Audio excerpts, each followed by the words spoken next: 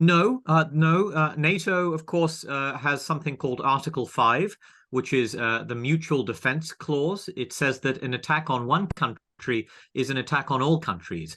But it's important to remember a few things. One of them is that an accident is not the same as an attack. So we must remember that. Legally, politically, symbolically, an accidental strike is not the same as an intentional strike. And I think that NATO leaders would bear that in mind.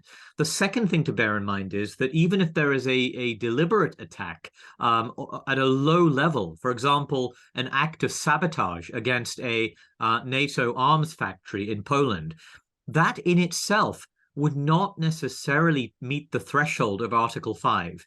And if it did, Article 5 does not obligate all countries to automatically respond with military force. It obligates them only to take whatever steps they think necessary to assist the country that has come under attack. But that does not necessarily mean any kind of retaliation against Russia. لكن هذا يدفعني إلى سؤالك، في زمن الحرب هل من السهل التفريق بين الضربة المتعمدة والهجوم الخاطئ؟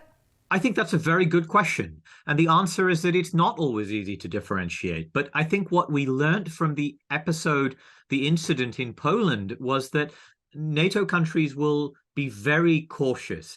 They will be very careful. They refused to attribute the attack to Russia until they had all the evidence. And that was good because it turned out that it was not a Russian missile. It was a Ukrainian air defense missile, which now I agree, the responsibility may lie with Russia because the Ukrainians would not have had to fire this interceptor missile if they had not been under attack.